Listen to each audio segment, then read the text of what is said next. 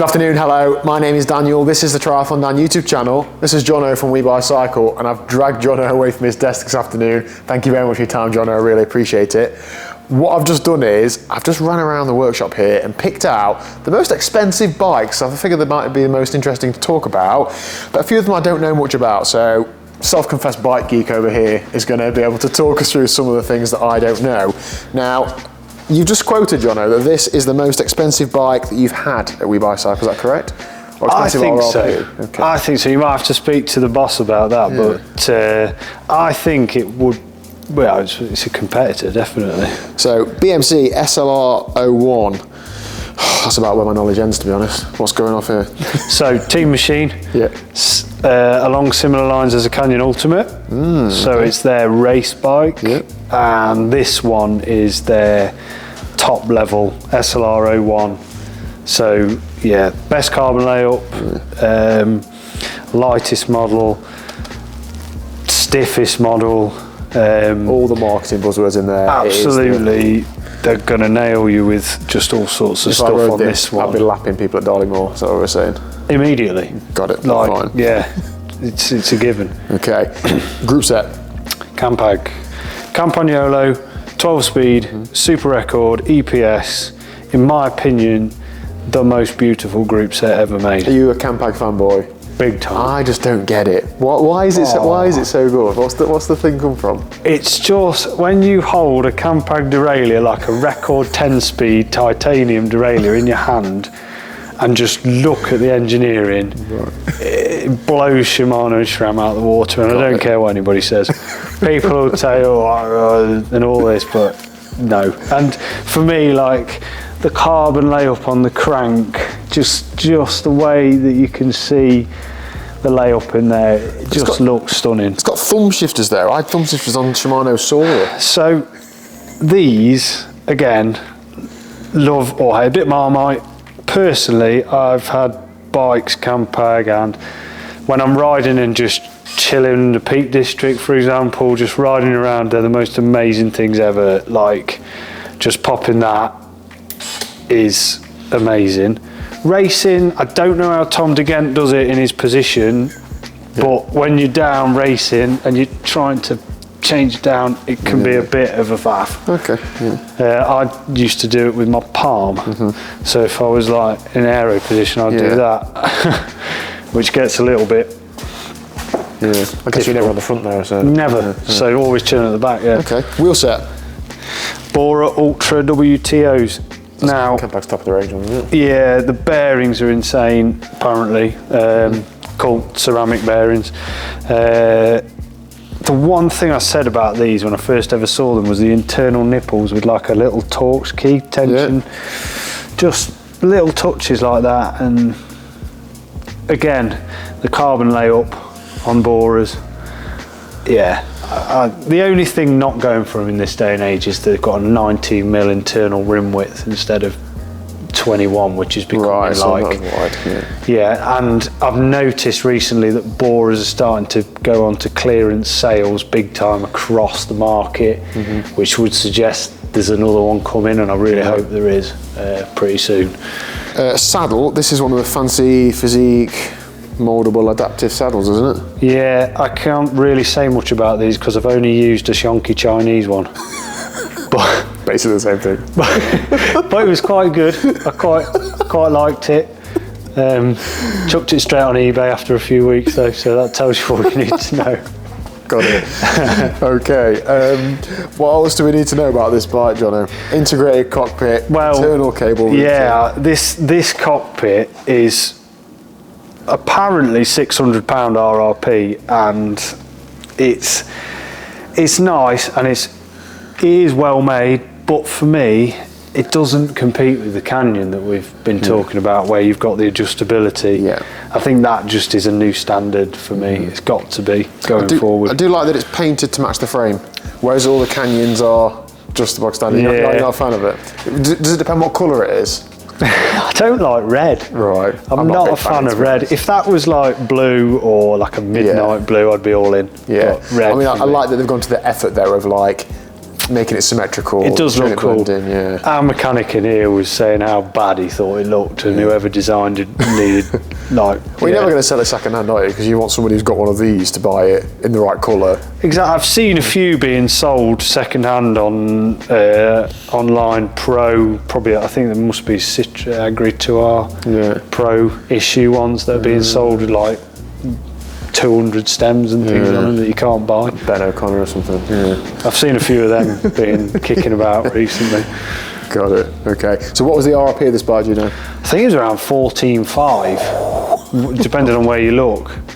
And we've got it up at 6,995. So. Yeah, which is still a lot of money. And but it's a brand new bike as well. This one is brand new. We built it out of the box, so it comes with all full warranty. It's all these little bits, like the stupid expensive saddles and the cockpit that make bikes really expensive, isn't it? Yeah, it's like I said to you earlier, you probably couldn't spec a bike higher if you tried.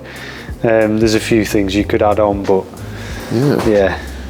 Okay, very nice. Right, we've got a couple more expensive bikes to look at. I'm slightly more nervous and cautious, like wheeling these bikes around. We've done videos on other bikes that aren't quite survivable. I'm like just throwing them around, leaning them up, and as this I'm like, being careful.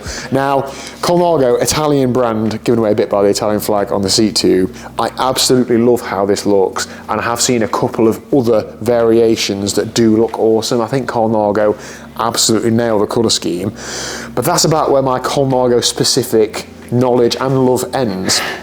You're getting into a massive minefield now with Colnago. Just as I've just said, I've got the 217 product catalogue poster on my wall in my garage. I know a little bit, but I don't profess to know a lot. So you put Campag on this, would you? It pains me that that's got a SRAM on. It's a nice group set, SRAM red, but there'll be guys out there on the internet who are absolutely livid at this bike, but. Got it. Okay, so it's Colnago C68 then. Are there any variations within the C68, or is it just that is the C68? No, that is the C68. I believe they do a slope in geometry and a high geometry. So the slope in geometry with Colnago, and I hope I get this right because I'll get crucified. Slope in geometry is like their racy geometry. The high is their sort of endurance geometry. So you can get the same bike, but in either a race, more racy or so like Trek endurance. A little like the Trek H1, H2 from back in the day. Okay, so group set SRAM red, 12 speed, and you get a slightly bigger crank with the red, don't you? Is it 5037? You can get 5037, on the red. It's the direct mount on the red rather than the Spider, like on the Rival. Okay. I do like as well that it's got the 303 Firecrest wheels, not the 303Ss. I've got the 303Ss on my gravel bike and the hookless, aren't they? And I wouldn't really want to run them on the road, so. I think you can get hookless on the Firecrest as well. These aren't hookless, I'm not sure. I think you can. In fact, we've got a set over. Yes, you can, because there's a hookless set over there. Right. Interesting, there's only 140 rotors. Yeah, that probably is done by necessity rather than, because obviously when we do projects and build things up, we have what we have. Oh, so right, okay, really, it's not anything other than we probably pulled this group set from a different build. Got it. Because a Colnago C68 deserves a high-end group set. Yeah, the thing is as well though, a 140mm rotor and hydraulic discs is going to stop very well anyway. I race on 140 and I've never had a problem. We never had a problem with rim brakes. I do think disc brakes are better, and just because you don't, your rims last longer, you're not constantly changing rims. They do brake better than rim brake, I don't care what anyone says. Your ability to brake later into a corner is better, so you can actually corner at higher speeds and better. Well, I don't know, mate. I mean, that's just skill. So for me, it's a no-brainer to go to discs, really. I think the industry has got a lot to answer for in the speed at which they did it, in my opinion, but they are better on the road. You can't, there's no argument to say. The only argument is I didn't want to buy a disc brake bike yet. Okay. Cockpit wise, this is a Pro Vibe Evo, and I'm just noticing a couple of things about this. It's got rubber built in. Yeah, to the top, cool, so isn't it? Good, isn't so it? Actually, when you take this back as well, and this is probably stuck down under the bar tape, but that piece of rubber extends here, and you can flip it back so all the hoses go underneath it, and it just tucks it in neatly, particularly if you use it with Shimano. Yeah, because I like that, because if you climb in and you like to climb there, you've got a bit more grip, and you don't have to layer it with bar tape. It's a really nice touch. Yeah, that is nice, and it's shaped on there as well, so if you're on the hoods, you've got a bit of like wrist support. I really like that. Yeah, super nice bar. Again, I considered these bars for my race bike this year, but they only do a 125 step. So that's me out. Wicked, all right. All right, now I'll be honest, Jono, I sort of picked this bike out because of the colour. However, you've stated that you are a massive Trek fanboy. I do have a Trek. I've got a frame set which I'm building up into a TT bike, but this is a Trek Madone and is a Project One as well, isn't it? Yep. So it's like a pearlescent purple blue, is it? Do they give it's like a flip, colour? purple flip. So obviously it changes colour in the sunlight, which is super cool. So the Madone is the aero bike. Yes. It's not the Amonda's a climbing bike, isn't it? Yeah. Well, your Amonda's like your racy sort of. They did have that period where they made it really super lightweight, but they've now sort of come on trend and made the Amonda semi-aero. So what's the deal with the ISO speed decoupler thing? I don't know. I had this conversation the other day with somebody, and I've ridden this Madone, and I didn't see any difference, but apparently it's meant to give you that little bit more compliance at the back, a little bit more comfort. They've obviously moved on with their Gen 4. Yeah. I think it's Gen 4. Correct me if I'm wrong in the comments. The Gen 4 Madone has got the cutout, the camtail cutout, and that is apparently supposed to do the same thing. It's just, I think it's meant to give just that little bit more compliance. Yeah. So wheelset wise, they've got some Bontrager, the Aeolus 5, I think, Pro 5. Yeah, so they're kind of their mid-range carbon wheel. And Bontrager are a Trek company, aren't they? Trek company. The bars DT Swiss internals on the hubs with Bontrager. Okay, interesting. All right. I like the colour the best on that one. I think they're DT Swiss internals. Got me questioning myself now. Welcome to the world of YouTube where you're like, is this correct or not? We just roll with it. Someone will pull me up, I'm sure. Okay. Is there any sort of shock absorption in the head tube as well on that or not? So I think they did one with an ISO coupler front and rear, or whether that was the Domane. I'm not sure they ever did it with the Madone. Okay. But not on this one. Okay, all right. Okay then, final bike in our expensive bike lineup, Jono. BMC Roadmachine, and this is the first bike we've looked at today with Dura Ace 12-speed, so good to get Shimano in the mix there as well. Talk me through the Roadmachine then. I don't really know too much about this, to be honest.